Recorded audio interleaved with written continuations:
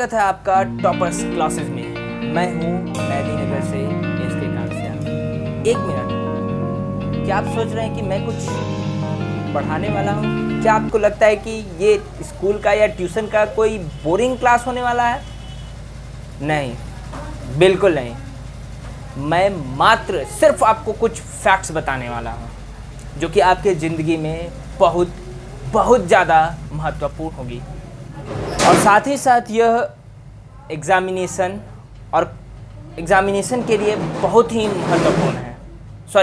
Competition के लिए बहुत ही ज़्यादा महत्वपूर्ण है। आज मैं आपको आपकी ज़िंदगी का बहुत ही महत्वपूर्ण, बहुत ही बड़ी फैक्ट्स बताने जा रहा हूँ जो कि सिर्फ आपकी सच्चाई के बारे में बताता है। फैक्ट नंबर 1, आपको कुछ न कुछ नया सीखते रहना होता है, यह दिखाने के लिए कि आप एक जीवित प्राणी हैं। चाहे वो चीज़ बहुत ही छोटा क्यों ना हो, चाहे वो चीज़ बहुत ही छोटा, जैसे कि किसी वस्तु का, किसी चीज़ का सामान्य रंग हो, सामान्य रूप हो, सामान्य सी चीज़ें क्यों ना हो,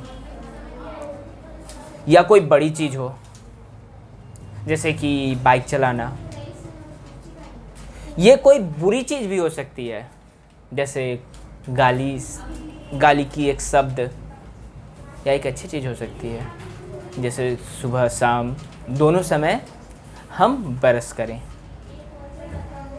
तो हमें कुछ ना कुछ हमेशा सीखते रहना होगा। ये जब आप ये रिकॉर्डिंग सुन रहे हैं तो भी आप कुछ सीख रहे हैं। आप ये सीख रहे हैं कि हम हर दिन कुछ ना कुछ सीखते रहते हैं।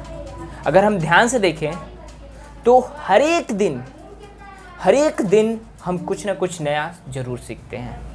फैक्ट नंबर 2, हम हर पल एक कंपटीशन में हैं।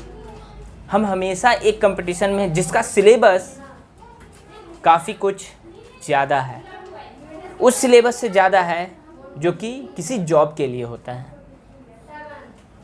हम कोई जॉब करते हैं, उसमें एक जॉब के लिए जो कंपटीशन देते हैं उसमें एक सिलेबस पहले से निर्धारित होता है, जबकि यहाँ क्या है कि जिंदगी जीवित रहने के लिए या फिर किसी के नज़रों में बेहतर बनने के लिए या फिर बिजनेस का कंपटीशन हो, इसमें कोई पहले से सिलेबस डिफाइंड नहीं रहता है। हमें ये पता नहीं रहता है कि हमें क्या पढ़ना है, क्या सीखना है, ये हमें पता नहीं रहता। हमें ये खुद पता करना होता है और फिर उसे सीखना भी होता है। तो ये कंपटीशन उस जॉब के कंपटीशन से कहीं ज़्यादा महत्वपूर्ण है। उदाहरण के तौर पे एक जगह पर, एक गांव में दो लोग जो हैं चना बेचते हैं। एक साधारण सा एग्जांपल है, चना बेच रहे होते हैं। वह चना को भूंज करके, जैसा हम लोग ज़्यादातर खाए हुए होते हैं, चना को भूंज करके बेचते हैं। एक समय ऐसा होता है कि वहाँ पर एक सेलिब्रिटी आता है, साथ ही साथ लोगों का हुजूम आ जाता है, भीड़ लग जाती है वहाँ पे। वहाँ पर और भी कुछ बिकता नहीं होता है खाने वाली चीज़ें, सिर्फ वो भूंजी हुई चना बिकते होती रहती है। तो एक पहला दुकानदार यह सोचता है कि चलो इस समय जो है कुछ फ़ायदा उठा लिया जाए, और वह अपने चना का दाम बढ़ाकर बेचने लगता है और मुनाफा कमाना शुरू कर देता है। लेकिन अब दूसरा व्यक्ति ये नहीं सोचता है कि मुझे उसी पर ज़्यादा मुनाफा कमाना है। वो क्या करता है कि उस चने को जो कि फुलाकर वापस बेचना है, फुलाकर भूंजकर बेचना है, तो वो जस्ट कुछ सेकंड में तो दोबारा तैयार हो नहीं सकता। तो इसलिए वो क्या करता है कि कुछ नया कुछ करने का सोचता है। वह उसे तैयार करने के लिए चना को गर्म पानी में डाल देता है, और इससे चना बहुत ही तेज़ी से फूल जाता है और उसके बाद उसको भूंज कर बेचता है। तो उस पहले दुकानदार के मुकाबले ये ज़्यादा बेच पाता है, जिससे कि उसे ज़्यादा प्रॉफिट होती है। इस तरीक़ा से अगर हम एक सेक्टर में, एक बिजनेस में, एक चीज़ में किसी दूसरे सेक्टर का, यहाँ पर एक विज्ञान का इस्तेमाल किया गया, साइंस का इस्तेमाल किया गया, दूसरे चीज़ को हम इस्तेमाल करते हैं, दूसरे सेक्टर के नॉलेज को इस्तेमाल करते हैं, तो हम क्या कर पाते हैं, हम उसमें ज़्यादा प्रॉफिट बना पाते हैं। उसने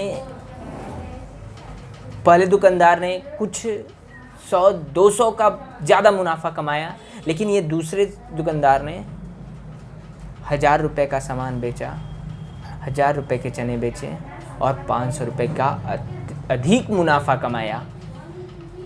इस तरीक़ा से हमें चीज़ों को मिलाना होगा, एक नया बिजनेस आइडिया तैयार करना होगा। बिजनेस का कंपटीशन इस तरीक़ा से ज़्यादा ही, बहुत ही ज़्यादा मुश्किल है। इसी तरीक़ा से और भी बाकी बेहतर होने के चीज़ों में या फिर इसके चीज़ों में महत्वपूर्ण है, चीज़ें बदलती रहती हैं। फैक्ट नंबर 3, सफल इंसान बनने के लिए हमें हर पल, हर सिचुएशन के लिए, हर परिस्थिति के लिए तैयार रहना होगा। नहीं तो परिस्थिति हमारे साथ खेलने लगेगी और हमें क्या करेगी, हमें असफल बना देगी। इसलिए हमें जो है इसकी तैयारी पहले से करनी होगी। इसे एक उदाहरण से समझते हैं। मान लीजिए आप एक साइकिल चला रहे हैं और दूसरी तरफ से एक पिया हुआ ड्राइवर अपनी कार के साथ पूरी असंतुलित अवस्था में आपकी ओर आ रहा है। आप क्या करेंगे? उसका संतुलन उसके हाथ में नहीं है। आप पूरे ट्रैफिक नियमों को मान रहे हैं तो भी क्या होने वाला है, यहाँ एक्सीडेंट होने वाला है। अगर आपने पहले से विचार नहीं किया है कि इस स्थिति में मैं क्या करूँगा, तो उस स्थिति में तुरंत आप नहीं तैयार हो सकते हैं। इसलिए हमें हर सिचुएशन के लिए तैयार रहना होगा। इसके बाद अगर एक्सीडेंट हो गया, महीना भर आप हॉस्पिटल में रहें, तो क्या होगा? वही होगा। आप इसकी वजह से बहुत ही ज़्यादा असफल हो सकते हैं। हो सकता है कि आने वाले परीक्षा में आप अनुत्तीर्ण, फेल हो जाएं, ये हो सकता है। तो अब बारी है कुछ सवालों की। अगर कुछ न कुछ सीखना ही है, जैसा कि फैक्ट नंबर 1 पर मैंने बताया, अगर कुछ ना कुछ सीखना ही है तो हम क्या सीखें और क्यों सीखें? आप इसे पॉज करके इसका जवाब आप सोच लीजिए, उसके बाद दोबारा चालू कीजिए। जब तक आप इमारत की ऊपरी भाग नहीं बना रहे होते हैं तो नींव में आपको वही चीज़ें डालनी होती है जो एक छोटे मकान में डाला जाए या एक लंबे मकान में डाला जाए। ऊंचा मकान बनाने के लिए हमें मजबूत नींव बनानी होती है, जबकि एक छोटा मकान बनाने के लिए, छोटी इमारत तैयार करने के लिए थोड़ी कमज़ोर नींव भी होगी तो चलेगी। इसलिए अगर हमें ऊंचाई पे जाना है तो एक मजबूत नींव तैयार करनी होगी ताकि हम ज़्यादा ऊंचाई पर जा सकें। और ये तो नहीं है कि टाइल्स लगा दें नींव में या फिर कुछ वॉल पुट्टी लगा दें तो इस तरीक़ा से कुछ विशेष तैयार हो जाएगा। नहीं, उससे नींव कमज़ोर ही होंगी। हमें अभी नींव पे, अपनी नींव पर ध्यान देना है। 10वीं तक तो नींव ही बनानी होगी। 10वीं तक तो हमें नींव ही बनानी होगी। इसके अलावा और कोई उपाय ही नहीं है। हमें हर विषय का बेसिक नॉलेज आना ही चाहिए, तभी हम कुछ आगे कर पाएंगे। आप में से कुछ कहेंगे कि कुछ सीखना ही है तो इन मुश्किल चीज़ों को क्यों सीखें हम? ये पढ़ाई की मुश्किल चीज़ें, सिलेबस की मुश्किल चीज़ें क्यों सीखें हम? हमें इन चीज़ों को सीखने की ज़रूरत ही क्यों है? हमें एक सप्ताह पहले पढ़ लेंगे या एक महीना पहले पढ़ लेंगे और एग्ज़ाम में पास कर जाएंगे। एग्ज़ाम में पास ही करना तो है, पर आप गलती कर रहे हैं। एग्ज़ाम में पास करना और कंपटीशन में पास करना दो अलग अलग चीज़ें हैं। चलिए इसको इस तरीक़ा से समझते हैं। आप चलना जानते हैं, अपने पैरों पे आप चल सकते हैं? हाँ, क्यों नहीं चल सकते हैं? आपने चलना क्यों सीखा? आपकी माँ आपको वहाँ तक तो ले जा रही है जहाँ तक आपको जाने की ज़रूरत है। आपने उस मुश्किल चीज़ को सीखा, उस दौरान आप सैकड़ों बार गिरे, फिर भी आपने सीखा। किस लिए सीखा? आपने बोलना सीखा। आपके पिताजी भी तो आपके लिए बोलते हैं, फिर क्यों बोलना सीखा? तो आप में से ज़्यादातर लोगों का जवाब होगा कि स्वावलंबी बनने के लिए, खुद पर निर्भर रहने के लिए, आगे चलकर अपने माँ बाप का सहारा बनने के लिए, उनके कार्यों को आसान करने के लिए मैंने चलना सीखा, मैंने बोलना सीखा। तो क्या इन चीज़ों को सीखकर कुछ खराब होने वाला है? ऐसा तो नहीं है। अगर आप इन चीज़ों को सीख लेते हैं क्योंकि आप अपने समाज से कुछ ले रहे हैं, तो बदले में अभी नहीं तो बाद में आपको कुछ ना कुछ तो देना होगा। हम अभी के समय में ये समझते हैं कि जो हम ले रहे हैं, इसे इस तरीक़ा से समझ लीजिए कि अगर हमें कुछ समाज से कुछ चीज़ें खरीदनी है, हमें बाज़ार से कुछ चीज़ खरीदनी है तो पैसे देने हैं। और पैसे हम कहाँ से देंगे? अगर हम कुछ बाज़ार में दे रहे हैं तो कुछ सर्विस दें या कुछ सामान दें, कुछ काम करें, तभी हमें पैसे मिलेंगे। इस तरीक़ा से हम समाज की मदद कर रहे हैं और समाज हमारा मदद कर रहा है। तो हमें इसके लिए कुछ सीखना पड़ेगा। बिना सीखे हम ये सब नहीं कर सकते हैं।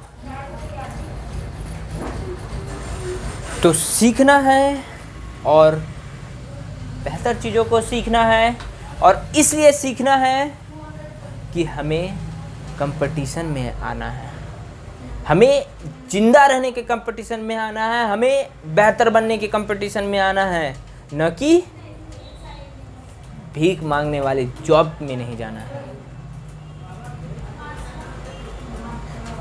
आप लोग में से बहुत से लोग कहेंगे कि बिजनेस में कंपटीशन क्या ज़रूरत है ये सब पढ़ाई का? तो इसके लिए मैंने ऊपर एक उदाहरण, चने वाला उदाहरण दे चुका हूँ।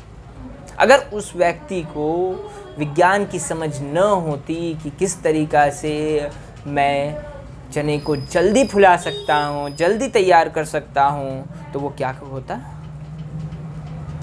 वो भी अपने प्रोडक्ट का दाम बढ़ा देता और कुछ 100-150 का एक्स्ट्रा बेनिफिट कमाकर घर जाता, उस भीड़ में भी।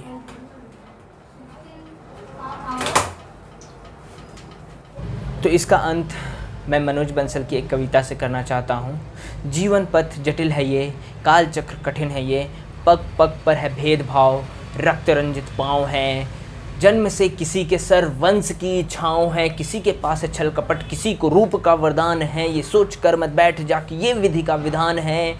बज रहा मृदंग है, कहता अंग अंग है कि प्राण अभिशेष है, कि मान अभिशेष है, उठा ले ज्ञान का धनुष एक कण भी, और कुछ मांगना भगवान से, ज्ञान की कमान पे लगा दे तू विजय तिलक, काल की कपाल पे लिख दे तू गुलाल से, कि रोक सकता है कोई तो रोक के दिखा मुझे, हक छीनता आया है तो अब छीन के दिखा मुझे, ज्ञान की मंच पर सब एक समान है, विधि का विधान पलट दे जो वो ब्रह्मास्त्र ज्ञान है। तो आज से ये ठान ले, ये बात गांठ बांध ले कि कर्म के कुरुक्षेत्र में न रूप काम आता है, न जाति काम आती है, न बाप का नाम काम आता है, सिर्फ ज्ञान ही आपको आपका हक दिलाता है। तो देखते रहें, सीखते रहें और पढ़ते रहें।